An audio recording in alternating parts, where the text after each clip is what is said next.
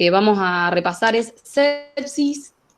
Sepsis es un tema que la verdad es muy difícil de abordar en una clase porque es difícil desde su definición. Pero bueno, más que nunca hoy tiene lugar este tema porque en el contexto que estamos pasando a través de, bueno, con la pandemia desde ya hace un año, todas estas enfermedades infecciosas y entre ellas la sepsis están tomando relevancia o por lo menos se están discutiendo un poco más. Y ahora vamos a ver por qué es importante discutir el tema de sepsis.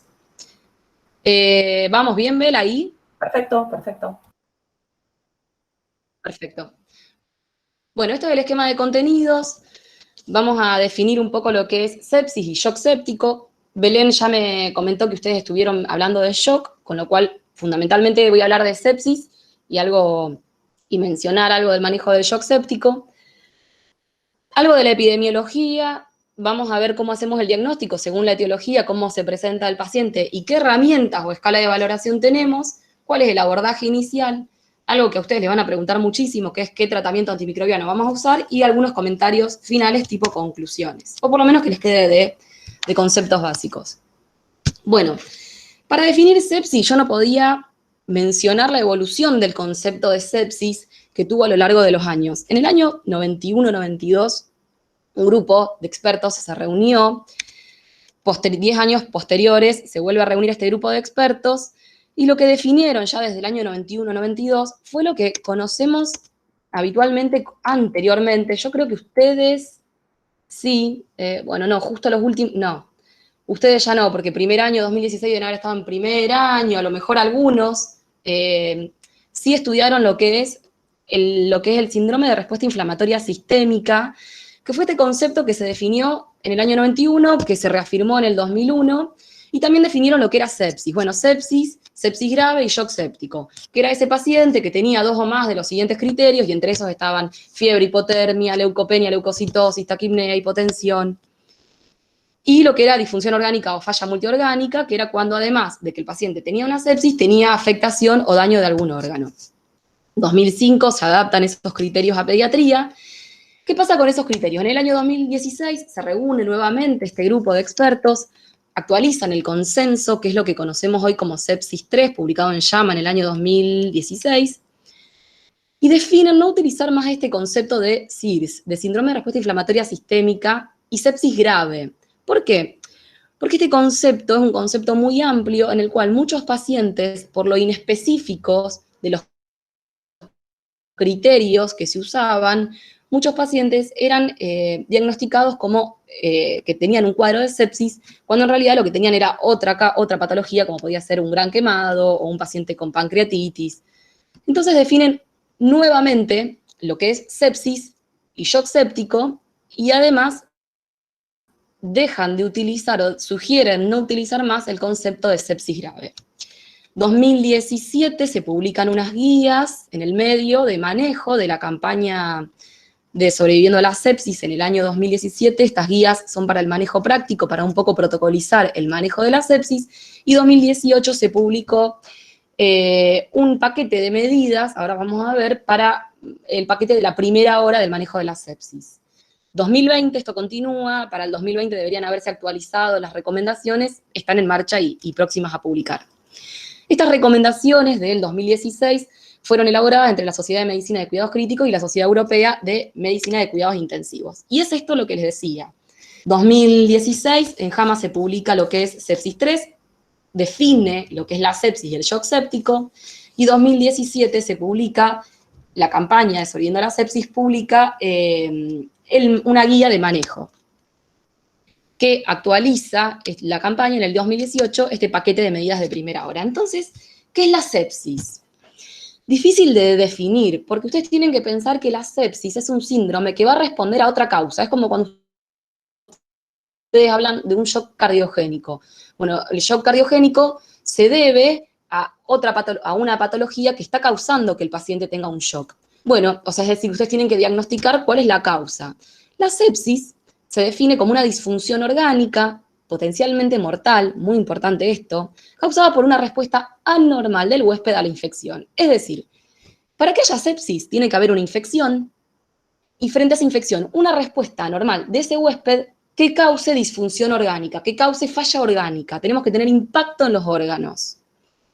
Y el shock séptico van a ser aquellos pacientes que a pesar de utilizar líquidos cristaloides, persisten con hipotensión arterial y requieren de vasopresores para mantener la presión arterial media en más de 65 milímetros de mercurio y además, esto es algo que se agrega, tienen un nivel de lactato de más de 2 milimoles o 16 miligramos de decilitros. Es decir, para que haya shock séptico, no solo se requiere que el paciente tenga una hipotensión al tracto sérico elevado. Esto es algo nuevo para diferenciar, que lo deben tener en claro, pero nunca olvidarse que estar séptico no es lo mismo que estar infectado. La infección es la invasión o multiplicación de un agente, de un patógeno en un tejido, en un organismo, en un tejido, ¿sí? Es decir, un paciente puede tener una neumonía, pero no necesariamente esa neumonía, esa infección, puede causarle sepsis. Un paciente puede estar infectado y tener una infección de piel y partes blandas y no necesariamente va a estar séptico, ni por supuesto con un shock séptico. Y también la diferencia de bacteriemia, fungemia, viremia, parasitemia, puse el ejemplo en las bacterias, que las bacteriemia es la presencia de bacterias en el torrente sanguíneo. Es un tipo de infección, pero no es sinónimo de sepsis. Tener bacterias en la sangre es una bacteriemia, después habrá verdaderas, habrá que no son bacteriemias, pero no es sinónimo de sepsis. Y un paciente puede estar bacteriémico y no necesariamente séptico. Para que haya sepsis, además de infección, tiene que haber una respuesta normal y daño orgánico. Y fíjense, esto para mí, si bien no vamos a repasar la fisiopatología, es muy gráfico, es muy claro. Para que haya sepsis tiene que haber una infección invasiva, el daño directo del patógeno al huésped y una respuesta del huésped, de ese huésped que está disregulada. Entonces, cuando el daño del patógeno y esa respuesta desregulada tienen que causar disfunción orgánica, y eso es lo que nosotros tenemos que objetivar. Vamos a buscar dónde está la disfunción orgánica en los diferentes aparatos y sistemas, a nivel respiratorio, a nivel del sistema de la coagulación, hepático, sistema nervioso central, fíjense, renal y falla hemodinámica. Recuerden estos 6 parámetros porque son los mismos 6 parámetros que se utilizan en la escala de valoración que vamos a usar, que es el SOFA, justamente porque nos permiten objetivar, es el parámetro objetivo, para evaluar esa disfunción orgánica. Y la diferencia entre sepsis y shock séptico, que nuevamente repito, el paciente, además de tener disfunción orgánica, tiene una hipotensión que no responde a fluidos y ahora se agregó que tiene ácido láctico elevado. ¿Qué pasa con la epidemiología? A nadie le gustan los números, yo sé que son pesados, pero yo quise poner estos números para que uno pueda dimensionar la gravedad de la patología de la que estamos hablando, ¿sí? Porque se conocen los números de infarto, se conocen los números de ACV, pero la sepsis es una enfermedad que tiene altísima mortalidad, una gran distribución en el mundo y que la verdad sus números no son tenidos en cuenta. Cuando en el año 2018 yo di esta clase, la última 2019, cuando tenía que referirme a los millones de habitantes, de casos en el mundo, estos en el mundo, estaban en 27 millones. Hoy se reportan que al año hay cerca de 50 millones de casos en el mundo de sepsis.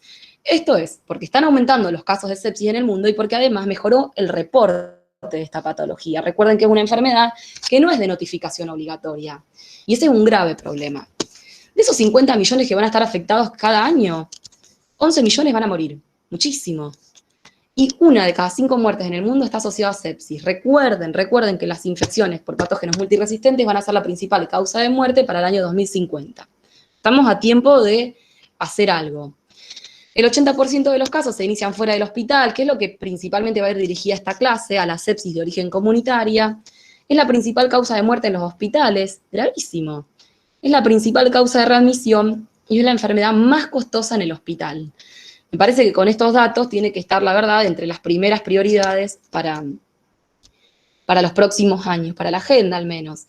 Y esto también, si bien son unos datos un poquito más viejos, son publicados del año 2013, ponen en relevancia no solo el número de casos por 100.000 habitantes que hay, que fíjense, es mayor al de ACV, es mayor al de infarto, cercano al de cáncer, pero no se acompaña de la misma inversión. Entonces, tenemos una patología que está aumentando su incidencia año a año y que tiene poca inversión para su investigación.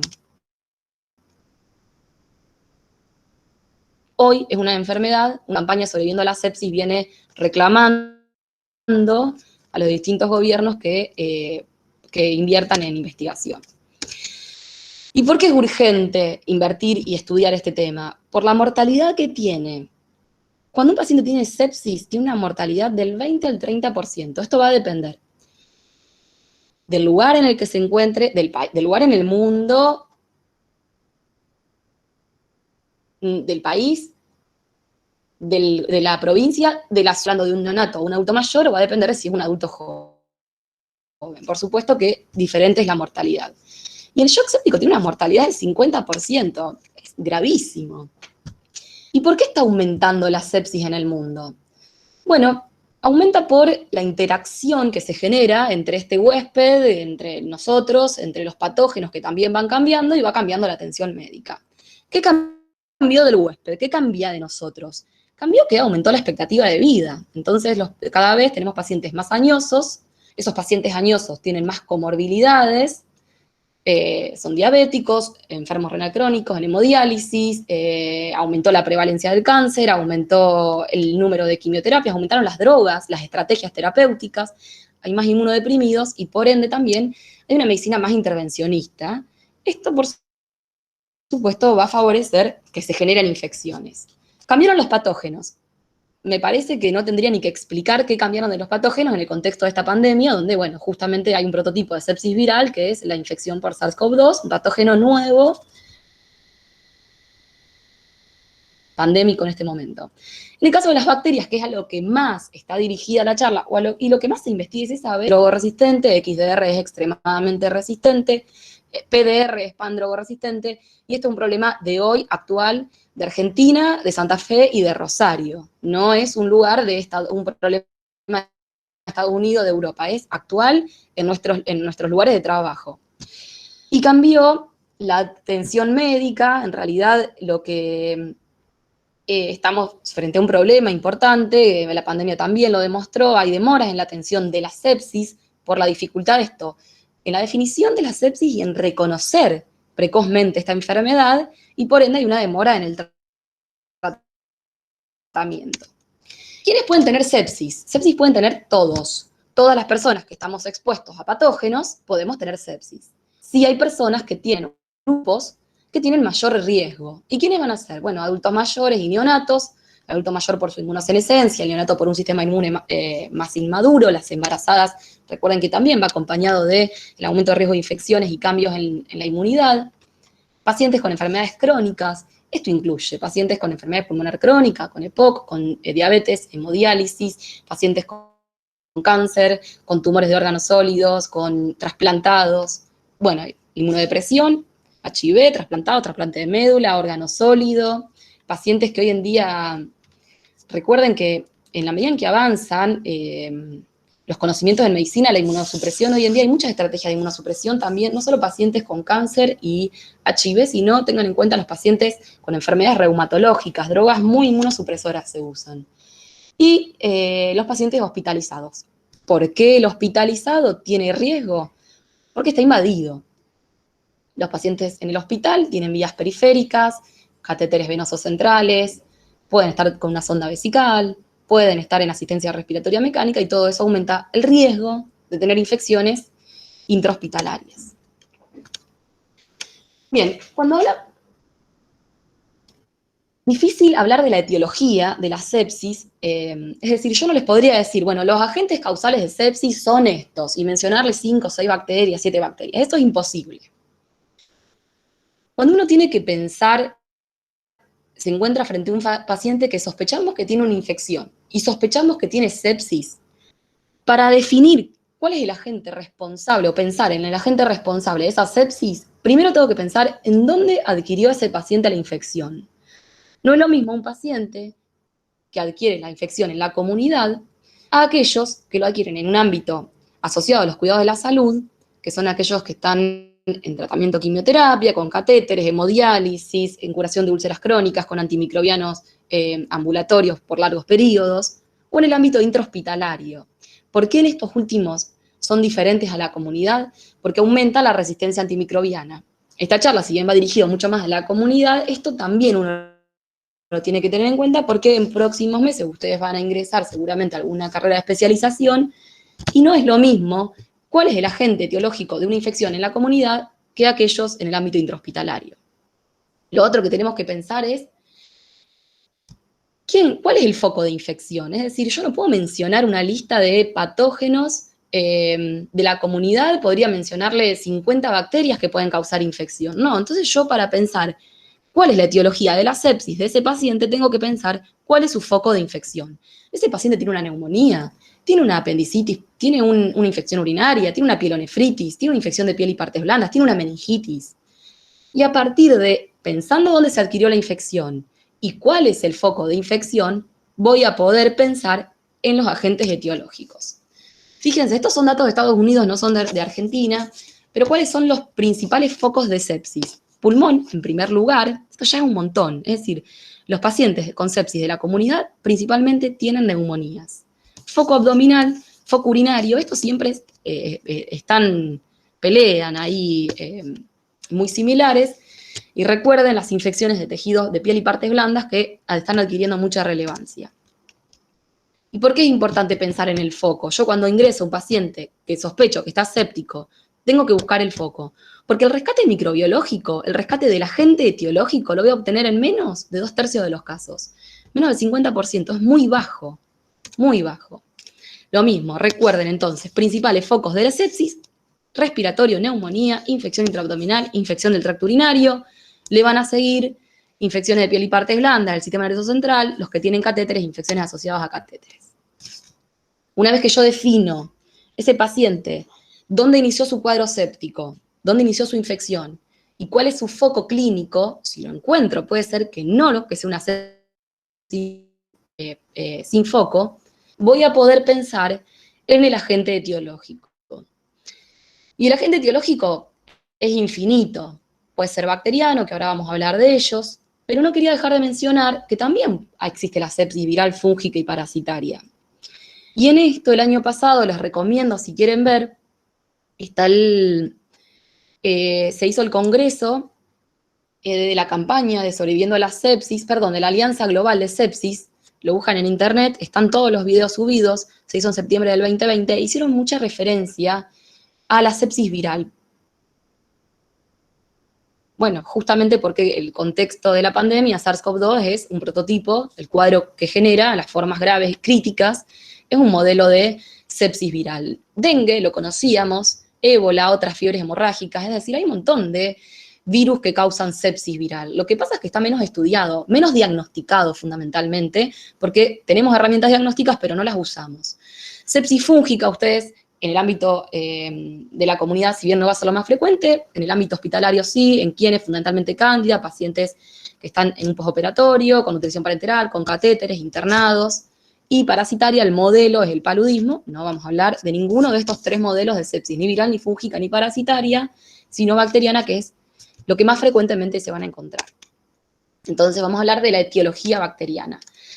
Si el foco más frecuente es el respiratorio, ustedes ya saben quiénes causan neumonía de la comunidad.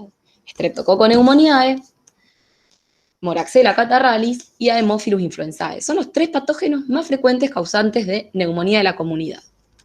Entonces vamos a tener en cuenta, si el paciente tiene una neumonía y está séptico, voy a tener que cubrir esos 3 patógenos. Si el foco es urinario, también conocen quiénes son los más frecuentes: Escherichia coli y el resto de los bacilos gram negativos. Si el foco es abdominal, además de esos bacilos gram negativos, van a participar los anaerobios.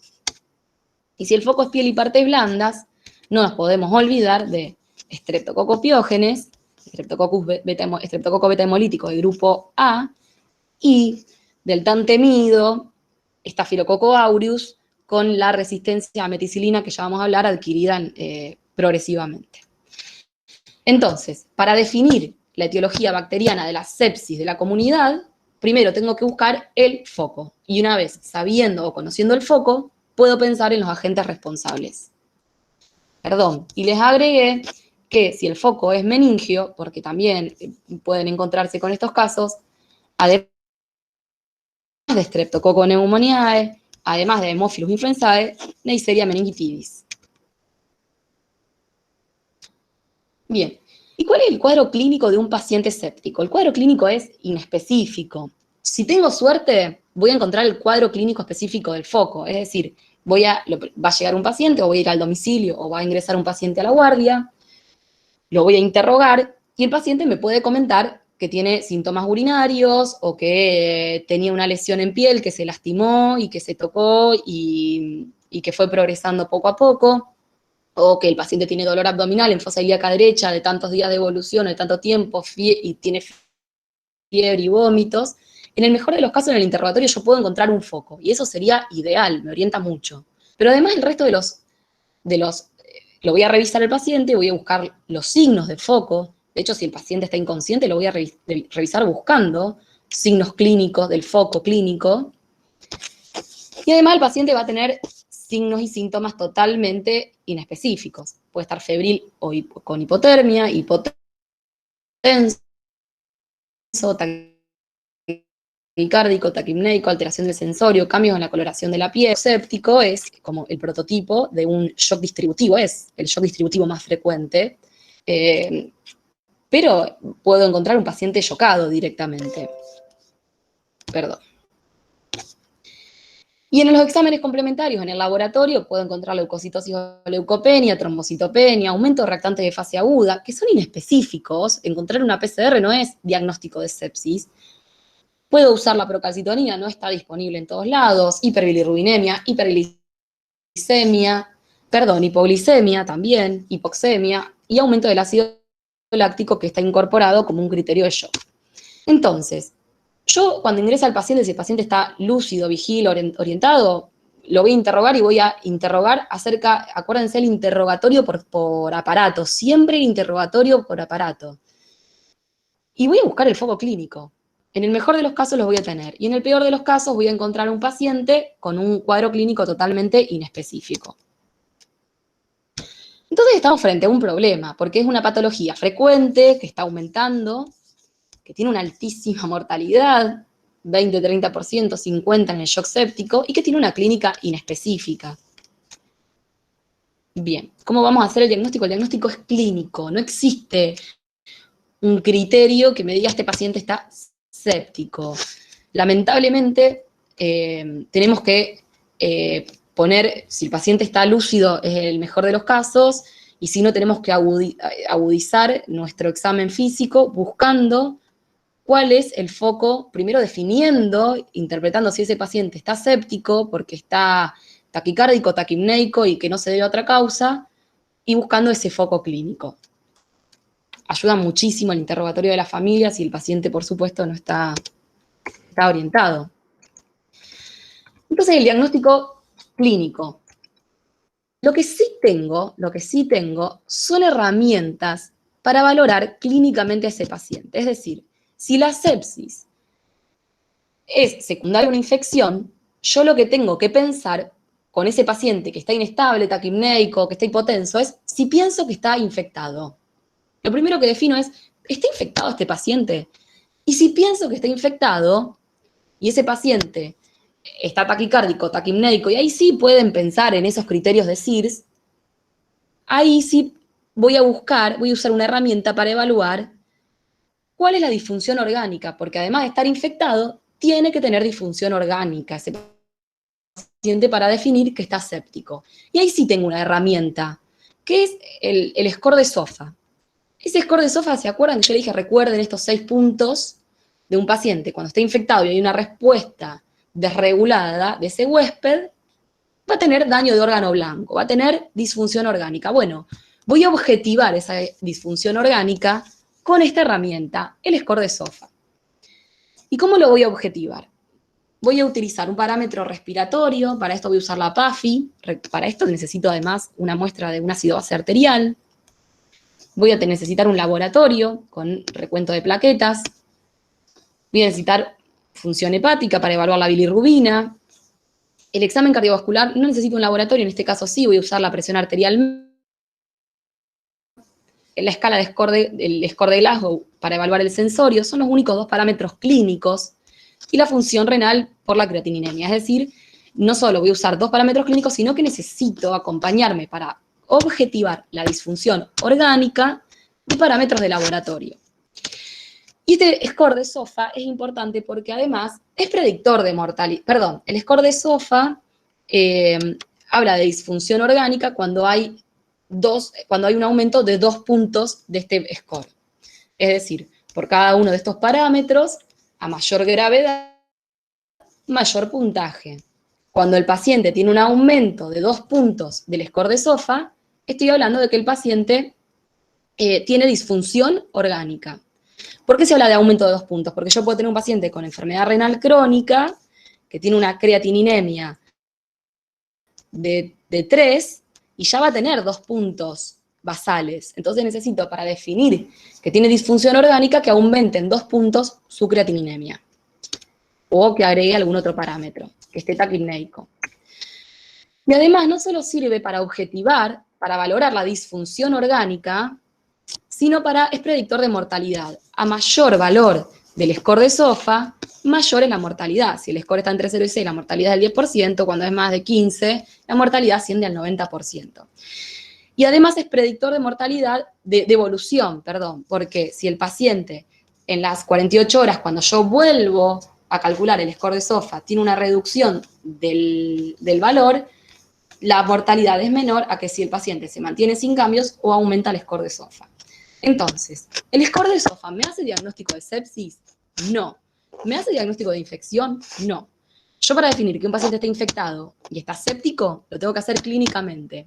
Lo que uso es el score de SOFA como herramienta para valorar la disfunción orgánica, que sí necesito objetivar disfunción orgánica para decir el paciente está séptico. ¿Qué pasa? El score de SOFA, como requiere de métodos complementarios de laboratorio, no es una herramienta rápida, accesible. Entonces lo que se propone a partir del 2016 es la utilización del QuickSOFA. El QuickSOFA es también una herramienta que tiene en cuenta 3 parámetros clínicos: la presión arterial, el estado mental por la escala de Glasgow y la frecuencia respiratoria. Si el paciente o está hipotenso con una TA sistólica de menos de 100 milímetros de mercurio, o tiene una disminución del score de Glasgow, o está taquipneico a más de 22 respiraciones por minuto, la presencia de 2 o más de estos parámetros sugieren un alto mal pronóstico. ¿Me hacen diagnóstico de sepsis? No. ¿Me hacen diagnóstico de infección? No. Lo que me están diciendo es que si yo pienso clínicamente que el paciente está infectado, y además, estoy escuchando, si yo pienso que el paciente está infectado y pienso que está séptico, si el paciente tiene un score de SOFA de 2 o más, me está diciendo que tiene mayor riesgo de morir. Y eso también me sirve, no es menor. Pero sigo necesitando de la clínica para hacer el diagnóstico de infección y de sepsis. El diagnóstico es clínico. Lo que tengo son 2 escalas, una de rápido acceso para decir este paciente está grave, tiene más riesgo de morir, si está hipotenso, taquipneico o con alteración del estado mental, disminución del sensorio, y una escala para objetivar la disfunción orgánica, que es el SOFA.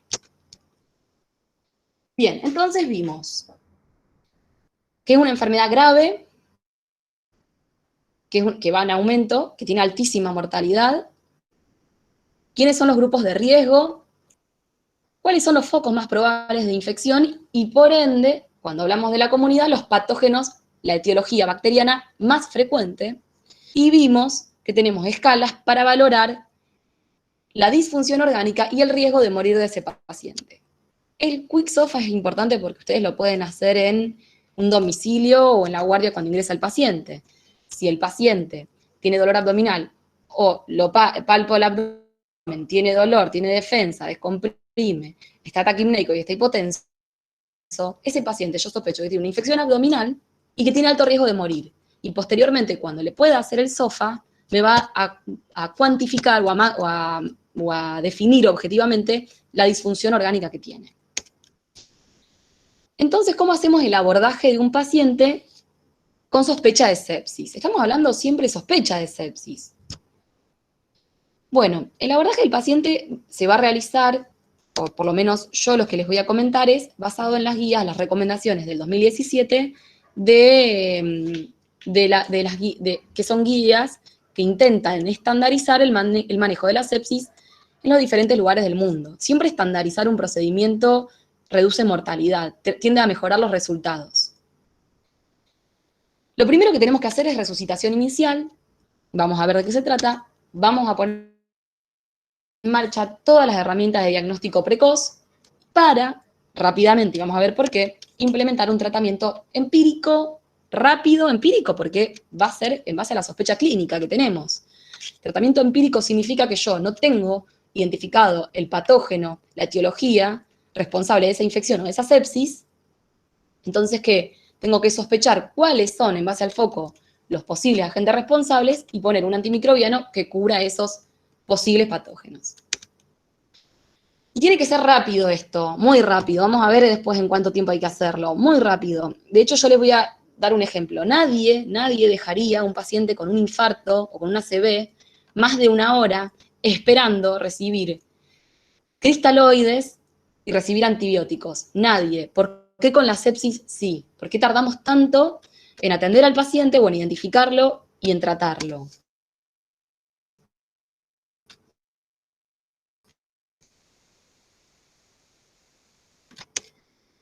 Bien.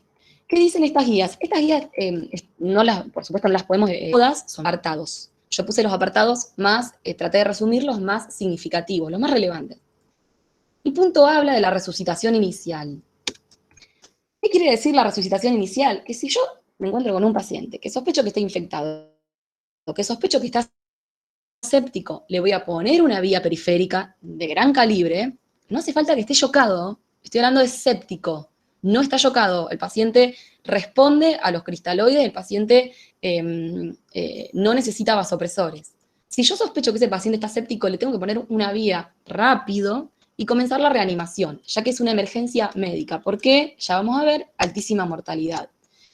¿Y con qué lo voy a reanimar? Bueno, voy a usar cristaloides, 30 mililitros kilo, esto es fácil, va a pasar en las primeras 3 horas.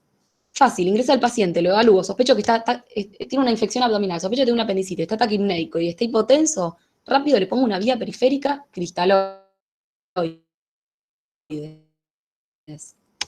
Después vamos a ver, no lo vamos a llegar a ver, pero bueno, después de esa reanimación inicial, el manejo de líquidos, ese paciente va a estar internado, se va a internar, pasará a la sala o a terapia, dependiendo de su respuesta a esta resucitación inicial, y tiene que guiarse esa reanimación inicial por evaluaciones hemodinámicas. Esto quería remarcarles. Este paciente no le cuelgo el fisio y me voy. Lo tengo que reevaluar constantemente. Es un paciente que es muy dinámico. Se recomienda mantener una presión arterial media de al menos 65 milímetros de mercurio en pacientes con shock séptico que requieren vasopresores. Vamos a ver el vasopresor que se recomienda. Y por supuesto que realizar cuando el paciente ingresa, le tomo una muestra de sangre, le tomo una muestra pido un ácido láctico que lo necesito para diagnosticar si tiene un shock séptico, y posteriormente voy a guiar el manejo de fluidos en base al lactato. Yo voy a intentar normalizar el lactato. Porque el lactato, no lo dije, pero es un marcador de hipoperfusión tisular. Recuerden que como es un shock distributivo, el paciente lo que va a tener es hipoxia tisular. No solo es sinónimo de hipoperfusión tisular, sino también de disfunción mitocondrial en el lactato. El punto A, resucitación inicial, ¿qué nos tiene que quedar en claro? Paciente que está infectado y sospecho que está séptico, le pongo coloides. Primer punto, simple. El punto B no lo puse porque en realidad es muy importante, pero no voy a ampliar mucho en eso. Lo que dice es que las instituciones de salud tienen que tener un protocolo de manejo de sepsis y shock séptico.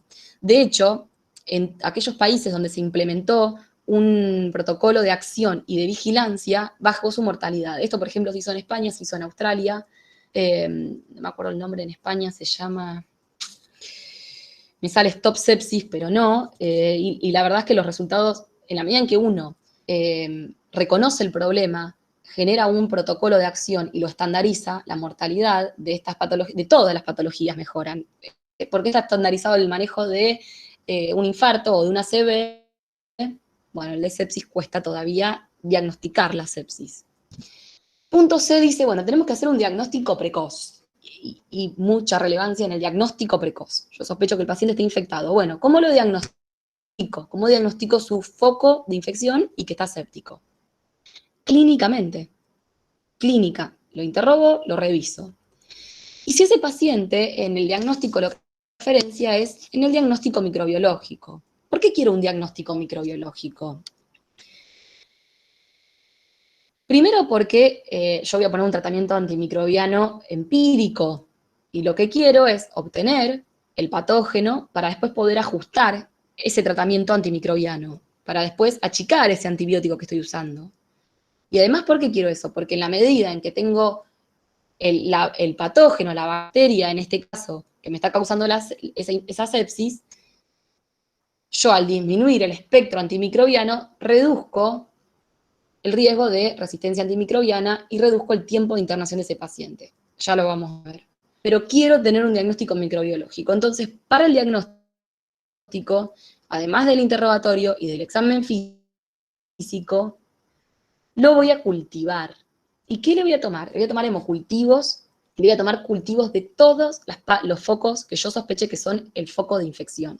Pero atentos a esto.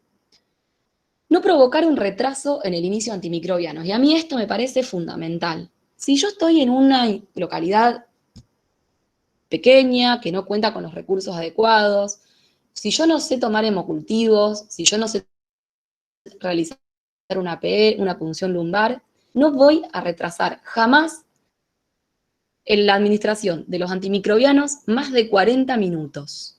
Si el paciente lo tengo que trasladar y no puedo hacer la punción lumbar, le pongo antibióticos a expensas de tener un menor rédito diagnóstico microbiológico. No hay problema, no importa, porque lo que necesito es, la mortalidad también se reduce mucho cuando uno administra precozmente el antimicrobiano.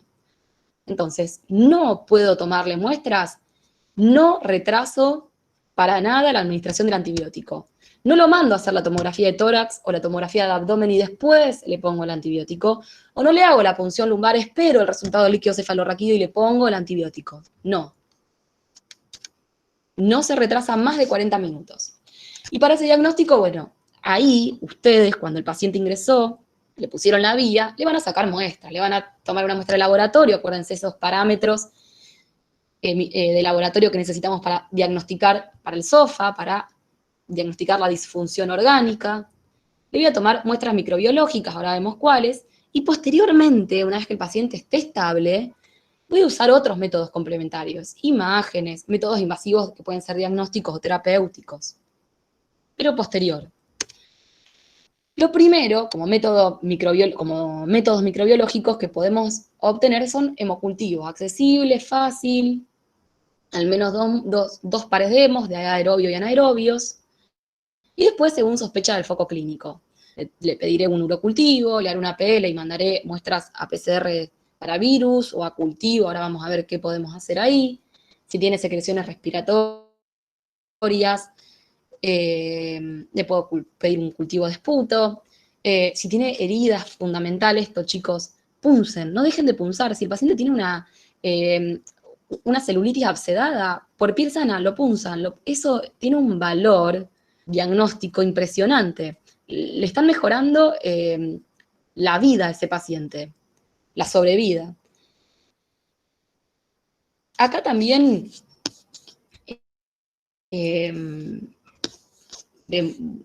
bueno, después lo comento. Entonces lo voy a cultivar. ¿Qué pasa? Por más que yo tome esa muestra microbiológica, fíjense que lo que yo les comenté fundamentalmente son muestras microbiológicas, son cultivos. También se puede tomar esto, les quería decir. Por ejemplo, existen antígeno urinario, lo deben haber estudiado, látex antígeno urinario para estreptococo neumonía en orina, para diagnosticar neumonías, o para legionela también. Existen otros métodos que no están basados en el cultivo. Yo les pongo lo más común, lo más frecuente. Y estos métodos que no están basados en el cultivo, quiero nombrárselos. ¿Por qué? Porque un poco también es la medicina que se viene, y si bien no está accesible, no es accesible y no está disponible en todas las instituciones, existe, y hay que saber que esto existe. ¿Qué existen? Existen métodos basados en biología molecular. ¿Qué me permite la biología molecular? Bueno, esto ustedes lo están viendo. Tener un diagnóstico precoz, por ejemplo, yo puedo tener un diagnóstico de COVID en poco tiempo con una PCR. Demora más por la logística, pero la técnica en sí es muy rápida. Porque si yo le tomo cultivos al paciente, le tomo hemocultivos, tengo que esperar que esos hemocultivos, esa sangre en ese caldo, una vez en la estufa, se positivice. Eso puede demorar 12 horas, 24 en el mejor de los casos, pero una vez que ese hemocultivo se positiviza, yo tengo que sembrarlo en una placa para ver qué bacteria crece. Le puedo hacer un gram y ver si es un gram positivo, un gram negativo. Pero después de que se positiviza el hemo, en el mejor de los casos, en 12 horas, tengo 2 días más, 24 o 72 horas, para identificar esa bacteria. Con lo cual, voy a llevar a tener ese paciente con un tratamiento antibiótico empírico 3 días. Existen métodos basados en biología molecular donde cuando el cultivo se hace positivo, le hago un gram y yo tomo una muestra de esa sangre que positivizó, que saltó positivo en la estufa, y lo puedo meter en un dispositivo de PCR multiplex, que me va a identificar diferentes patógenos, los más frecuentes. Es un panel preestablecido. Eso tarda 1 hora, literal. Yo conozco uno solo, que es el FilmArray, pero hay muchos paneles. Reconocer, identificar el patógeno precozmente reduce la mortalidad, reduce los efectos adversos de antimicrobianos de amplio espectro, la estadía hospitalaria y la emergencia de multiresistencia. Fíjense si no es importante. Este es el aparatito, esto está... ¿De dónde surgen estos dispositivos? Reconocer así patógenos rápidos de las guerras. Esto se empezó a usar, me parece que era en Afganistán. Es una computadora, una notebook, y al lado un dispositivo muy pequeño, donde una vez que el cultivo salta positivo, el hemo, se coloca en un cartuchito, va dentro del dispositivo, y en 1 hora me puede decir, dentro de un panel, por ejemplo en el de sangre, dentro de 27 patógenos, los más frecuentes, bacterianos, y bueno, también identifica cándida, si identifica si es el responsable de ese cuadro. Y este panel también existe no solo para sepsis, que sería con cultivos de sangre, sino también si el paciente está séptico, pero tiene un foco meningio, el panel, una vez que le hago la PL, ese líquido cefalorraquídeo lo mando a cultivo, lo mando a todos los métodos que habitualmente se utilizan y son el gol estándar, pero lo puedo meter en un FilmArray o en cualquiera de estas PCRs múltiplex, y en 1 hora me puede decir si se trata de alguno de 14 patógenos probables que están preestablecidos. Esto existe, es caro, pero existe. ¿Qué pasa? Es caro, y para implementar esto tiene que tener un impacto clínico. Es decir, este método, como es tan caro, cuando una vez que yo le hice la pele al paciente y lo analicé por esta PCR múltiplex, ese resultado rápido le tiene que llegar a un profesional de la salud que pueda cambiar el tratamiento. De lo contrario, no tiene impacto clínico. Si yo voy a esperar que mañana venga el médico a cargo, gasté en eso sí un recurso sin impacto innecesario. Entonces, punto número 1, le administramos cristaloides. Punto número 2, tomamos muestras, diagnosticamos, buscamos el foco con interrogatorio, examen físico, y le tomamos muestras microbiológicas al paciente de donde sospechamos que es el foco. Punto número 3, y acá se explaya bastante esta guía de manejo, en la terapia antimicrobiana. Juli, te interrumpo 2 segundos, porque Sí. acá preguntan, ya para no, porque ahora vamos a empezar con la terapia antimicrobiana, con el tema de la toma de cultivos, ¿cómo es el medio que vos tenés que enviar la muestra de punción de heridas? ¿En qué medio lo tenés que enviar? En un frasco estéril. Acuérdense que a mí no me sirve, supongamos si el paciente tiene, no sé, una celulitis abscedada y que ustedes drenan ese absceso, ese líquido que ustedes drenan no me sirve. Yo lo que necesito es una muestra de piel sana. Entonces, con una jeringa y una aguja, con un antiséptico lo pasan por el área que yo noto por la palpación que es renitente, que está abscedada, y por punción, por piel sana, tomo una muestra. Esa muestra la puedo colocar en un frasco de urocultivo. Tiene que ser un frasco estéril, puede ser el frasco de urocultivo o también pueden ser esos frasquitos cónicos, vieron que se usan también para líquido cefalorraquídeo. Tiene que ser un frasco estéril. ¿Por qué estéril? Porque estoy buscando, ustedes recuerden que las infecciones de piel y partes blandas están causadas fundamentalmente por patógenos de nuestra microbiota. Entonces, si yo lo pongo en un frasco que tiene, que lo toqué, va a estar contaminado con mis bacterias de mi piel. Entonces tiene que ser estéril. No se pueden utilizar secreción de drenaje espontáneo, excepto tiene cierto valor para algunas heridas. Si yo mando a cultivar una muestra de un drenaje espontáneo, con una jeringuita sin punzar, aspiro eso y lo pongo en un frasco estéril, si crece Staphylococcus aureus, tiene cierto rédito diagnóstico, es decir, tiene valor predictivo positivo. Si crece, puede ser el agente responsable. PL ya saben, es estéril, se mandan los frascos también estériles. Recuerden que cuando hacen una PL guarden varios frasquitos, al menos uno para directo y cultivo bacteriano, y guarden uno más, uno para el citofísico-químico, uno para directo y cultivo bacteriano, y uno más guárdenlos en el caso de que haga PCRs, virales o bacterianas. Después, esputo, el paciente en el ambulatorio sirve el cultivo de esputo, cuando yo interno al paciente, porque si crece estreptococo neumonía me hace el diagnóstico etiológico. Si crece flora de cavidad oral, bueno, lo descartaré, no tiene valor. El urocultivo ya saben cómo juntarlo. Y bueno, los pacientes internados después se pueden pedir otras muestras. Si tiene catéteres, se pueden tomar además de los hemocultivos. Si un paciente tiene un catéter, por ejemplo, de hemodiálisis, e ingresa, uno puede tomar un retrohemo, que es un cultivo, con una jeringa se conecta al catéter de cada una de las ramas, y uno toma un retrohemocultivo, una muestra de sangre que retorna por el catéter, y eso se envía en un frasco de hemocultivo. Y también sirve, si es un paciente que estaba usando antibióticos, por ejemplo, paciente con una celulitis abscedada, les digo esto porque es como muy frecuente en la guardia, que estaba con ciproclinda y no responde, y ingresa séptico, yo le puedo tomar una muestra por punción y lo puedo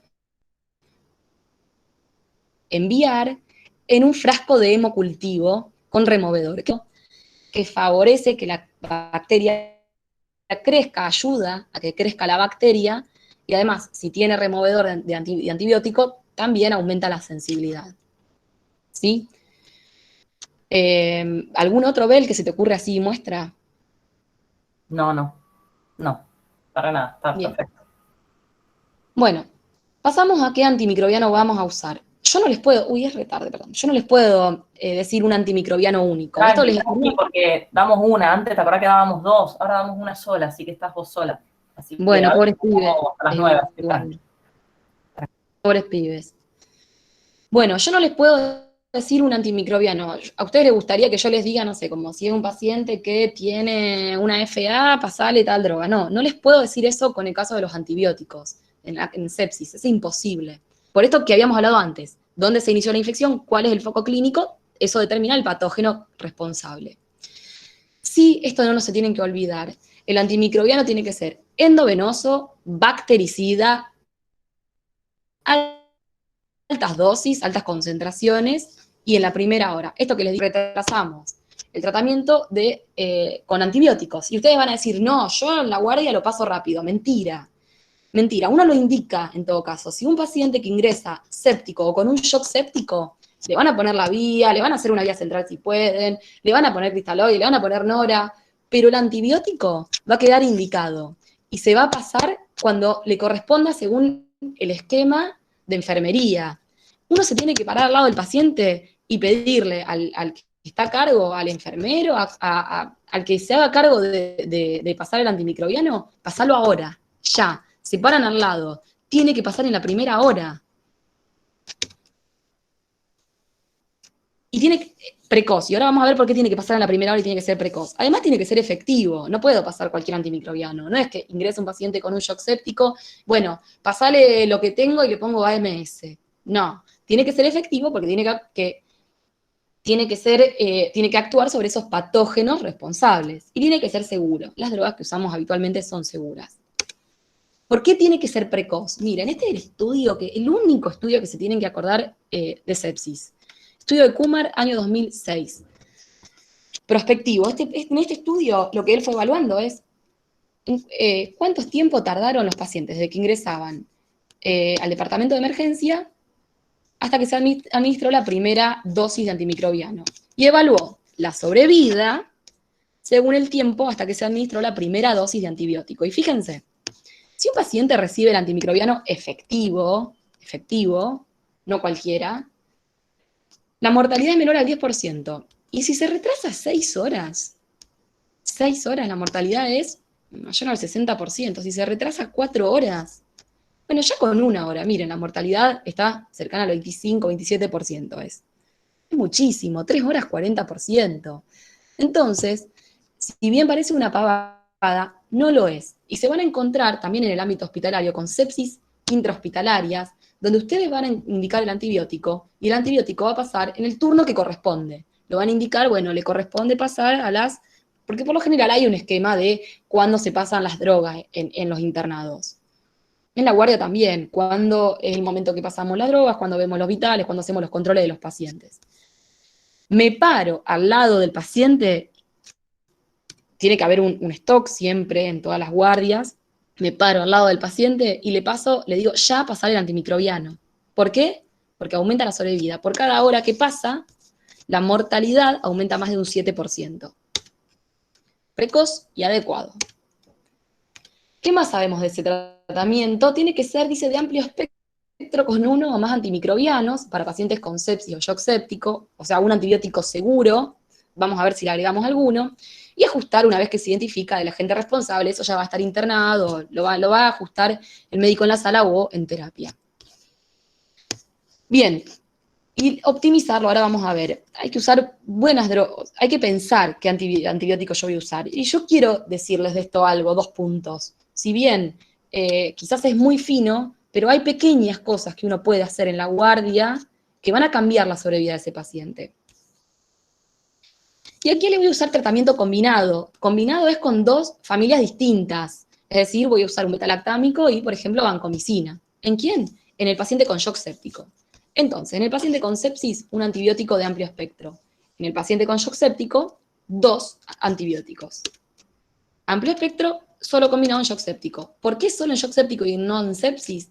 Una revisión de Cochrane 2014 mostró que usar un betalactámico monoterapia versus betalactámico con un aminoglucósido en los pacientes con sepsis no redujo mortalidad. Sí, combinar para ampliar espectro en el caso de shock séptico.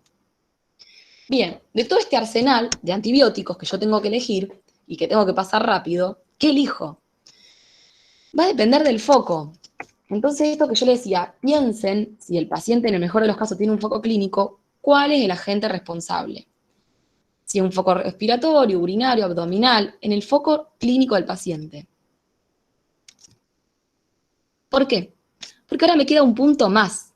Si yo identifiqué el foco y pienso en los patógenos, tengo que pensar, yo esto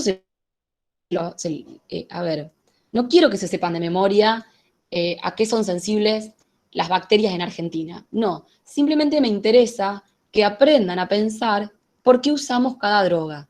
Ese es el objetivo. Si ustedes aprenden a pensar para qué usamos cada droga, van a poder mucho más fácil y no de memoria elegir el antibiótico. ¿Por qué les digo esto? Si el foco más frecuente es respiratorio de la sepsis de la comunidad y el patógeno más frecuente es Streptococcus pneumoniae, bueno, ¿por qué usamos ceftriaxona para una neumonía? AMS, ¿por qué? Porque, según los datos de la Vigilancia Nacional, nuestra red JUNE, nuestra red de vigilancia de resistencia antimicrobiana, Streptococcus pneumoniae, estas son muestras de sangre. Cuando hablamos de una neumonía, solo el 1,7% resistente a penicilina y a ceftriaxona. Yo para neumococo puedo usar esto, ampicilina si quiero, penicilina podría usar, en los pediatras lo usan mucho.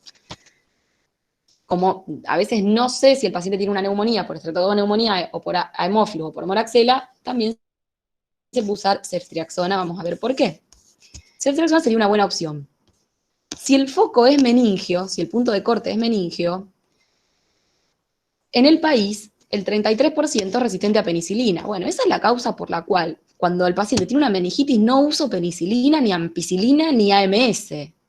Si el paciente tiene una meningitis, como yo no sé cuál es el patógeno, pero el estreptococo es una posibilidad, como la resistencia a la céfalo de tercera es baja, del 4 o 6%, puedo elegir una cefalosporina de tercera, una ceftriaxona, buena penetración en líquido cefalorraquídeo. Ojo, atentos a esto que va a ir cambiando. Fíjense, nuestra zona está aumentando la sensibilidad intermedia, en realidad, a la ceftriaxona. Si estoy hablando de foco meningio, seguimos con foco meningio, Neisseria meningitidis, sabemos que 70% resistente a penicilina. Bueno, no uso penicilina.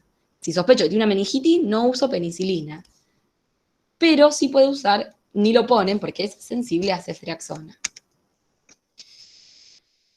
Y si tengo una infección, siguiendo con foco meningio, ¿qué pasa con Haemophilus influenzae? Bueno, Haemophilus influenzae en nuestro país, el 17% es resistente a ampicilina, no voy a usar entonces para foco meningio jamás penicilina, porque los 3 agentes responsables son resistentes, en más de un 10%.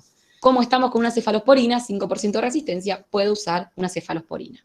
Foco meningio, una cefalosporina que además tiene excelente penetración en líquido cefalorraquídeo. Si es un foco respiratorio, habíamos dicho Streptoneumoniae, que es sensible a penicilina para foco respiratorio.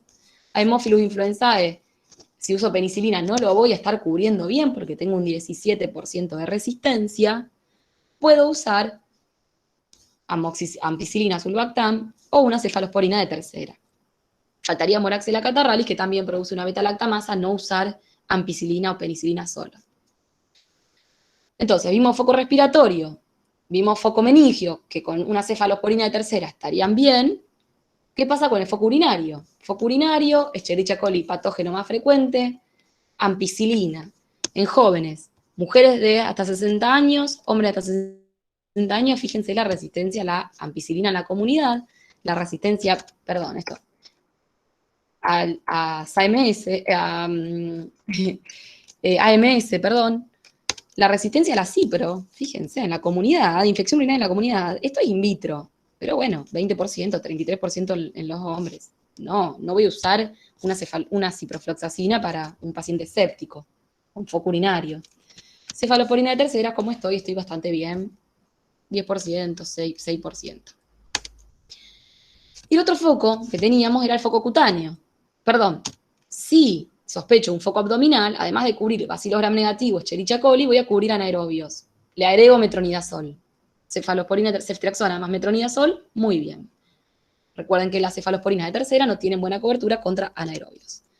Y si tiene una infección de partes blandas, que están siendo muy frecuentes en el invierno, aumentan, bueno, puede ser, dijimos, por la microbiota cutánea, por estreptococos, beta hemolíticos o por estafilococos, y dentro de ellos estafilococos aureus, o coagulasa negativo. El beta hemolítico a mí no me molesta, no me preocupa, es sensible a penicilina, no hay resistencia de Streptococcus piógenes a penicilina, pero sí, como es empírico el tratamiento, como yo no sé si esa celulitis obsedada es por estáfilo o por estrepto, no puedo descubrir estáfilo. Y las infecciones de piel y partes blandas en nuestro país, el 57,4% son causadas por Staphylococcus aureus meticilina resistente. Perdón, la resistencia, dije mal. La resistencia del Staphylococcus aureus en las infecciones de piel y partes blandas a la meticilina es del 57%. Es decir, cuando yo tengo un paciente con un Staphylococcus aureus meticilino resistente, la resistencia a la meticilina le da resistencia a todos los beta-lactámicos excepto ceftarolina. No puedo usar ningún beta-lactámico, no le puedo poner penicilina, ni por más que le ponga AMS, amoxiclavulánico, ni le ponga ceftriaxona, cefepime, lo que le quiera poner cualquier beta-lactámico, no van a actuar, porque al ser meticilino resistente, es resistente a los beta-lactámicos, ¿sí? Y esto se los puse solo para mostrarles ¿por qué uno también, yo les decía, bueno, pensar un poco de dónde adquiere el paciente la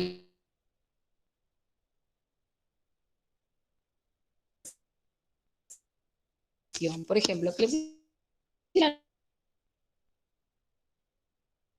neumonía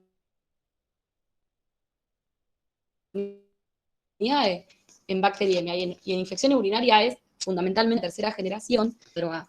Busquen el foco. Y esto que yo les dije no es para que se lo sepan de memoria, es para que puedan pensar, si yo identifico el foco o sospecho, y si yo sé cuáles son las bacterias más frecuentes, si el paciente tiene una neumonía, tanto estreptococo neumoniana sulbactam, podría poner, y recuerden que se agrega claritromicina. Puede tener una sepsis secundaria y una neumonía asociada a la comunidad. Pero si el paciente tiene un foco abdominal o una infección urinaria o una meningitis, no puede usar AMS. Vimos que ya había resistencia en la comunidad importante. Entonces voy a usar cefalosporinas de tercera, como ceftriaxona, o de cuarta, cefepime. Supongamos un paciente EPOC, con una exacerbación de EPOC séptico, que tuvo múltiples internaciones por exacerbación. Le voy a agregar cobertura para pseudomonas, entonces voy a usar cefepime o pipertazo. Si el foco es abdominal, recuerden siempre agregarle cobertura para anaerobios.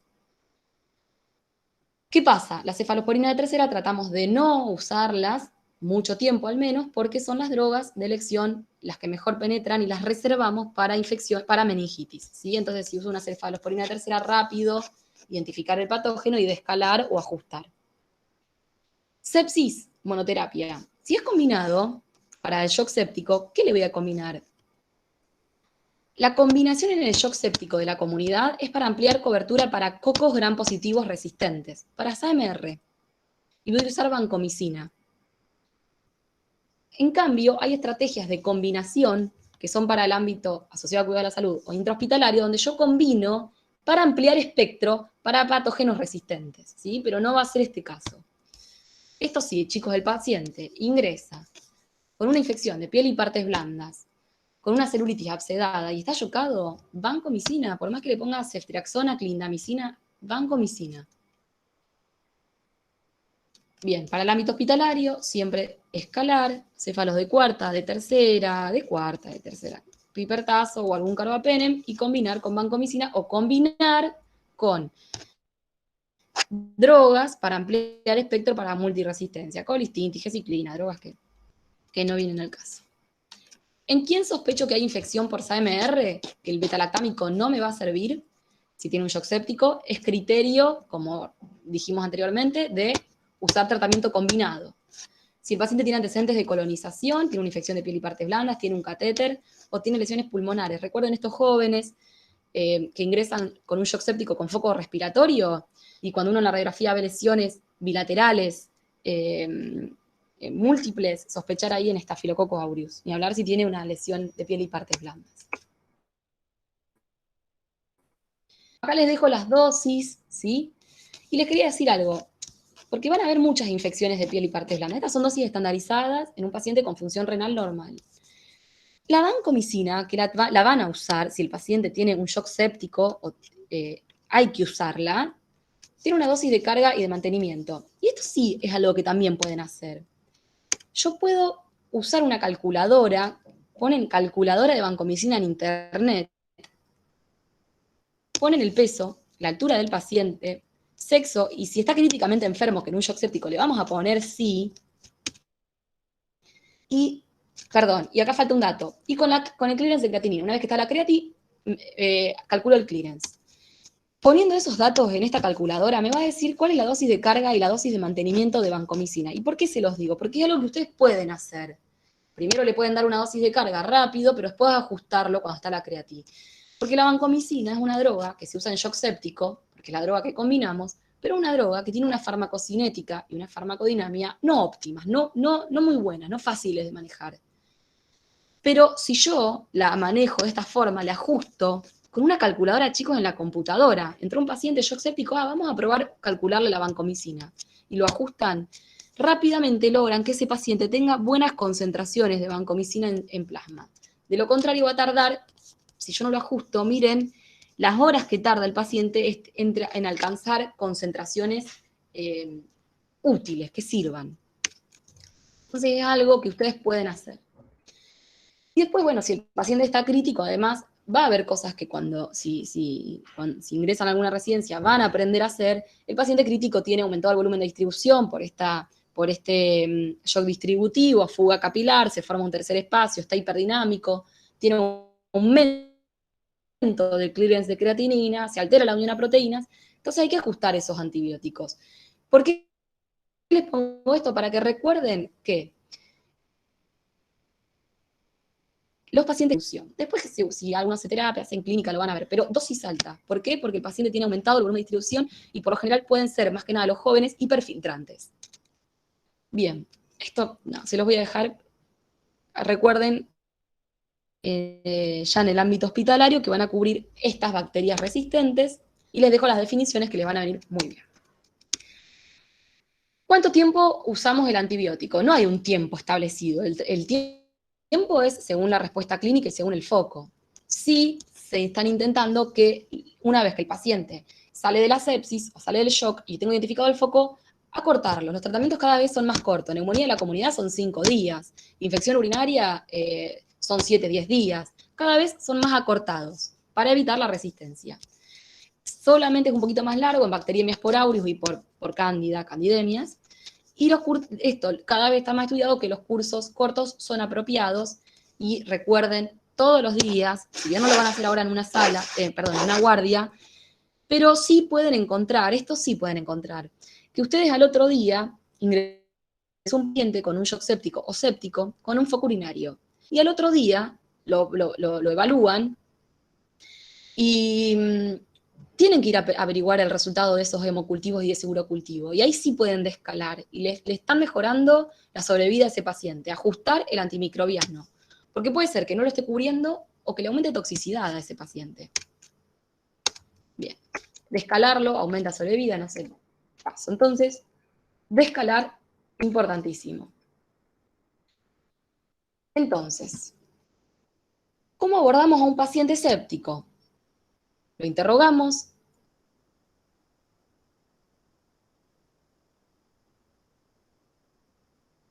Lo revisamos, sí, sospecho que está infectado. Voy a hacerle un quick SOFA para ver si el paciente tiene alto riesgo de morir. Le voy a poner una vía, le voy a pasar cristaloides, le voy a tomar muestras de sangre, muestras microbiológicas y rápidamente le voy a poner un tratamiento antibiótico. ¿Cuál? Si tiene sepsis, aquel que responda al foco, monoterapia con amplio espectro. Si está chocado, biterapia. Acá también la guía recomienda, fue muy criticado, que el tratamiento empírico tiene que ser también, dependiendo del foco que uno sospecha, antiviral y antifúngico. Fue muy criticado eso, la verdad, porque iría en contra del uso racional también de las drogas. Uno, si bien nosotros queremos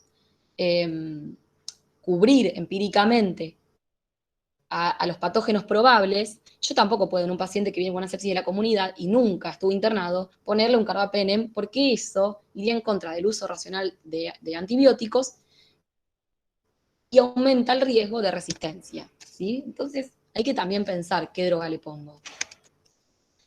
Punto E, control del origen de la infección. ¿Qué está diciendo? Si el paciente tiene un absceso, hay que drenarlo. Si el paciente tiene una apendicitis, tiene que operarse. Si tiene una colecistitis, se tiene que operar.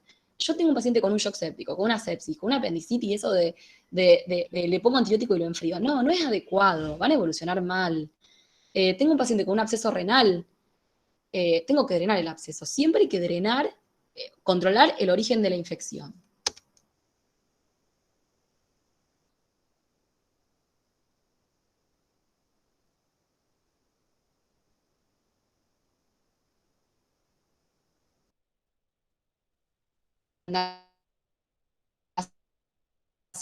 No quiero si van a usar cristaloides en la resucitación inicial y que posterior hay que reevaluarlo.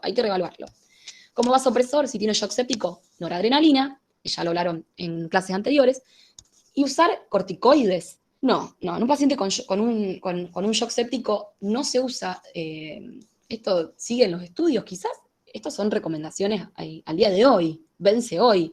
Mañana sale la nueva guía, un estudio demostró que los pacientes con con corticoides en las primeras 2 horas mejora la sobrevida y nos cambian las recomendaciones. Al día de hoy, según los estudios vigentes, no se usa corticoides en el shock séptico, excepto que el paciente, a pesar de los vasopresores, no logre restaurar la estabilidad hemodinámica. Y esto es porque uno puede sospechar que frente al estrés existe una insuficiencia suprarrenal relativa. Mini resumencito. Si bien esto es de bacteriemia, me gusta porque, y es viejito, muy viejito, me gusta porque es como un cuadro que uno tiene que tener en cuenta. Bueno, ¿está séptico el paciente? ¿Dónde adquirió esa sepsis, esa infección? ¿En la comunidad, asociada al cuidado de la salud, o en el ámbito hospitalario? ¿Tiene alguna enfermedad el paciente? ¿Es EPOC el paciente? Pienso, ¿qué otros patógenos puedo cubrir? ¿Tiene una enfermedad renal crónica? Y busco el foco, rápido, por interrogatorio, examen físico, busco el foco. Pienso en los patógenos que causan de ese foco los más frecuentes, y ahí le empiezo el antimicrobiano empírico, le doy soporte hemodinámico y tratamiento del foco primario es si hay un absceso lodreno, si tiene una apendicitis, se opera. ¿Y qué pasó en el año 2018? La campaña Sobreviviendo a la Sepsis publica el paquete de medidas para realizar en 1 hora. Todo esto, perdón, estas recomendaciones siguen, chicos, hay muchísimas más. La terapia, la asistencia respiratoria mecánica, la terapia renal de reemplazo, bueno, el uso de hemoderivados. Yo puse los que ustedes más frecuentemente van a ver.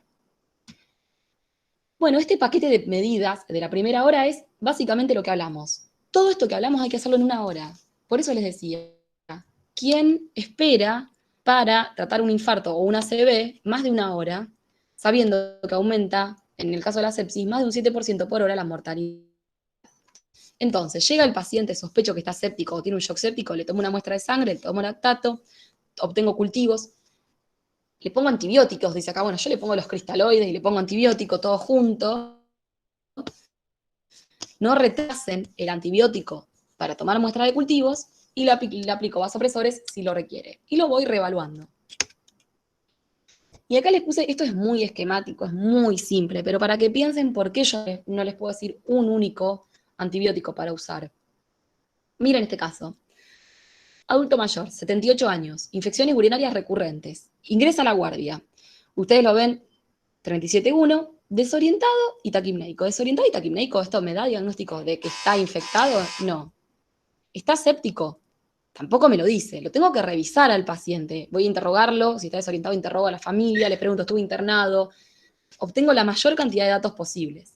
Le voy a hacer un quick SOFA, tiene un quick SOFA positivo, lo reviso buscando foco. Si sospecho que tiene una infección, digo, bueno, está séptico, claramente, porque tiene un quick SOFA positivo, alto riesgo de morir. Le coloco una vía periférica, alto calibre, cristaloides, le tomo cultivos y le pongo un antibiótico. ¿Qué antibiótico le pongo a este paciente? ¿Le puedo poner ceftriaxona con un foco urinario que habíamos dicho, bueno, Escherichia coli en la comunidad sensible? Y bueno, no, un paciente con infecciones urinarias recurrentes que estuvo con antibióticos en el último tiempo, yo no puedo usar una droga que uso para cubrir patógenos de la comunidad. Entonces, en este caso, yo voy a usar una droga con mayor espectro antibacteriano, antimicrobiano. Le pondré cefepime, le pondré tazonam, le pondré meropenem. Si obtengo cultivos previos, lo ajusto a esos cultivos. Si estuvo internado con una infección urinaria por Klebsiella blé, lo ajusto. Pero no voy a usar con las mismas drogas que uso para la comunidad. Y opuesto, en el otro extremo, una joven de 32 años con antecedente de forunculosis, recuerden, antecedente de infecciones de partes blandas, alto riesgo para infecciones por Staphylococcus medicino resistente, entra con fiebre, hipotensa y taquipneica. ¿Tiene quick SOFA positiva? Sí, alto riesgo de morir. La reviso, la interrogo, la reviso, le busco el foco cutáneo, le busco el foco, defino, esta paciente está séptica, le pongo la vía, le paso cristaloides, le tomo la muestra de cultivo en laboratorio, ¿y qué antibiótico empírico voy a poner? Y tiene un shock séptico esta paciente, no solo está séptica, perdón, le hago resucitación inicial, le pongo cristaloides, no responde, en el ácido láctico me viene un ácido láctico de 6, esta paciente no solo está séptica, sino que tiene un shock séptico, y recuerden que en el shock séptico es biterapia. ¿Y qué le voy a poner? Le voy a poner un beta-lactámico y le voy a poner, como tiene antecedente de forunculosis, supongamos que no tiene foco clínico, no tiene en este momento una celulitis abscesada, no le encuentro foco, está chocada la paciente. Antecedente de forunculosis, shock, biterapia, vancomicina más un beta-lactámico. Puedo poner ceftriaxona, puedo poner cefepime, pero lo importante es que voy a usar biterapia para cubrir Staphylococcus aureus meticino resistente, porque tiene un shock séptico y curo cocos gram positivo resistente y porque tiene antecedente de la forunculosis, ¿sí? Entonces, final, y no los molesto más, identificar precozmente la sepsis, eso tiene que ser nuestra premisa. El paciente está infectado, tengo que pensar, está séptico, lo primero. Resucitación inicial, le pongo la vía, paso cristaloides, tomo muestra de donde puedo, antibiótico rápido, porque por cada hora que pasa aumenta la mortalidad, después dreno el foco y después adecuo el esquema antimicrobiano que lo pueden hacer desde ahora, lo pueden hacer ya cuando lleguen si están en el medicato, cuando entran a la mañana y revisan los pacientes internados, es algo que pueden hacer. Y bueno, eso es todo, chicos. Larga, pesada, perdón. No sé si tienen dudas. Pero perfecto, porque sepsis es un tema que no se da. O sea, a veces mucha gente interpreta la sepsis como el estado ya de shock séptico, y es lo que yo siempre en mis clases insisto que la importancia del diagnóstico rápido y el tratamiento empírico rápido para evitar que el paciente se choque, que muchas veces se choca por negligencia médica, porque el paciente parece que puede esperar y realmente no puede esperar. Totalmente, Bel, esto de que además evaluarlo es muy dinámica la evaluación. Un paciente que está infectado hay que reevaluarlo, no es una pavada realmente. No, ya les mostré la mortalidad que tiene. No, es sepsis, 20% de mortalidad. No hay guardia y otra cosa, que no tenga sepsis. No hay guardia, independientemente del lugar que estés, que no tenga un paciente séptico. No hay guardia, que no totalmente. existe. No hay guardia. Totalmente. Y otra cosa, no tengan miedo de las drogas que le pasan, no tengan miedo, no hay que usar AMS para todos, no tengan miedo, piensen, y usen vancomicina si lo necesitan, y ajustenlo y usen la calculadora, no tengan miedo, no le pongan clindamicina, que es una droga bacteriostática, no, por favor, o sea, no tengan eso, no tengan miedo en las drogas que le ponen. Tal cual.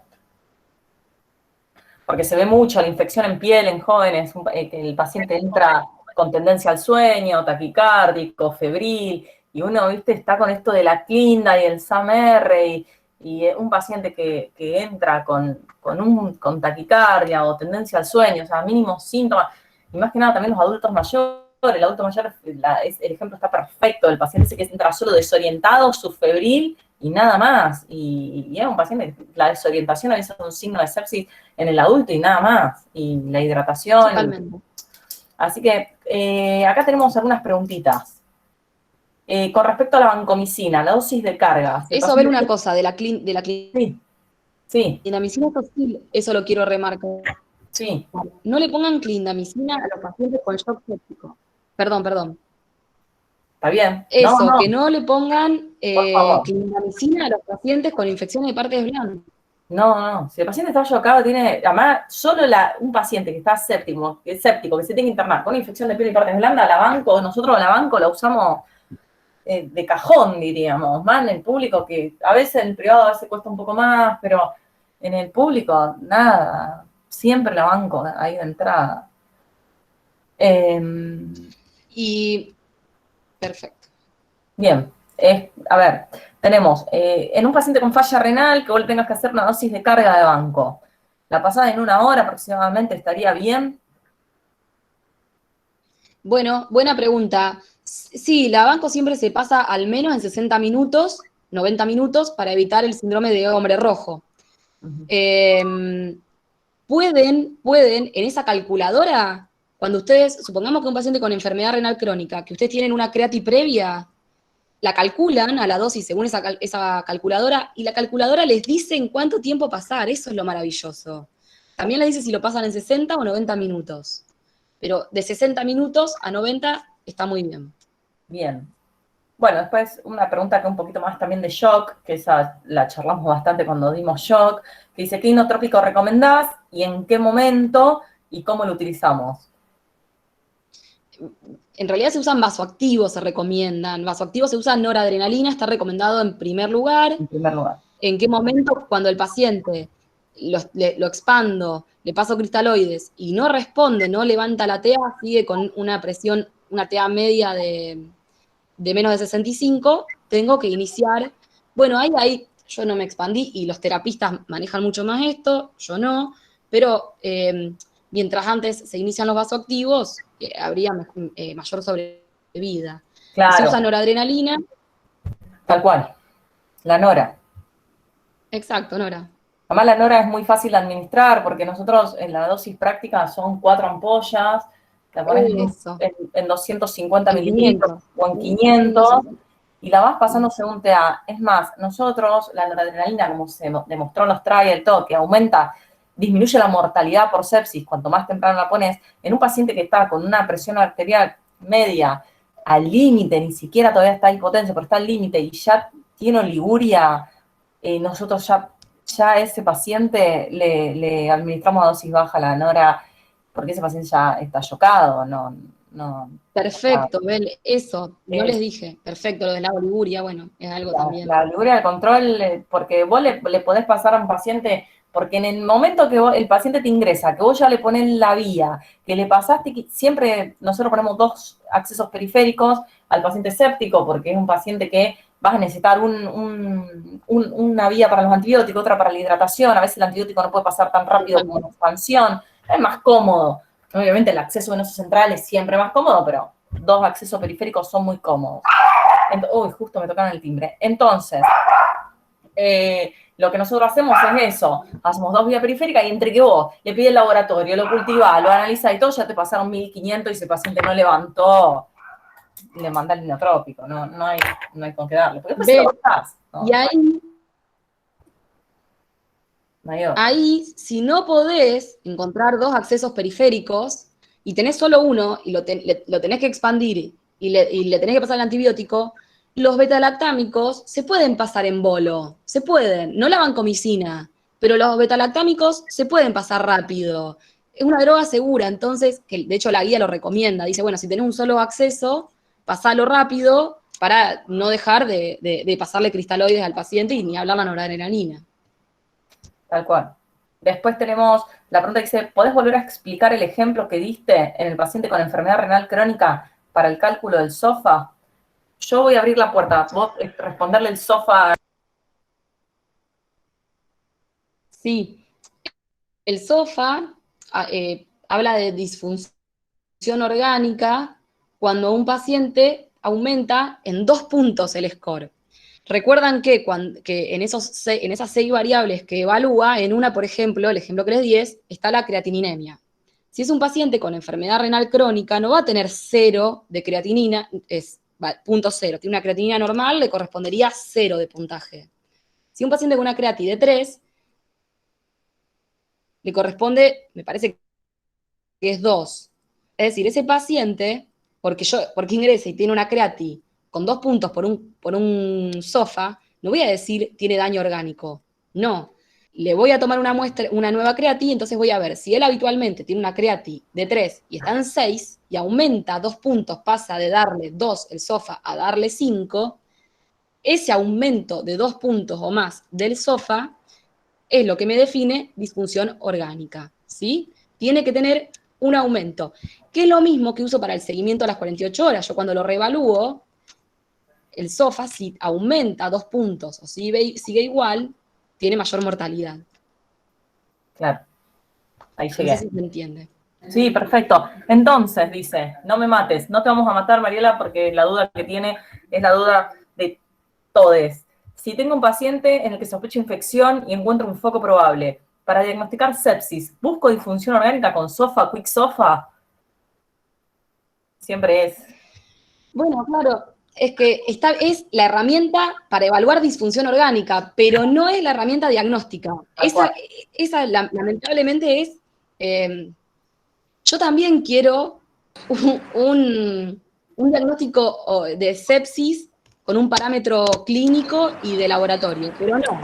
La sepsis del diagnóstico es clínico, es infección más disfunción Tal orgánica. cual. Claro, esa era la pregunta, era la como que... objetivo con el COPA. Está, gracias. Perfecto. Y acá tenemos otra duda. Los betalactámicos que lo tengo que pasar en 3 horas. ¿Cómo hago en este caso? ¿No pasa nada entonces que los pase rápido? ¿Me va a quedar la concentración que necesito?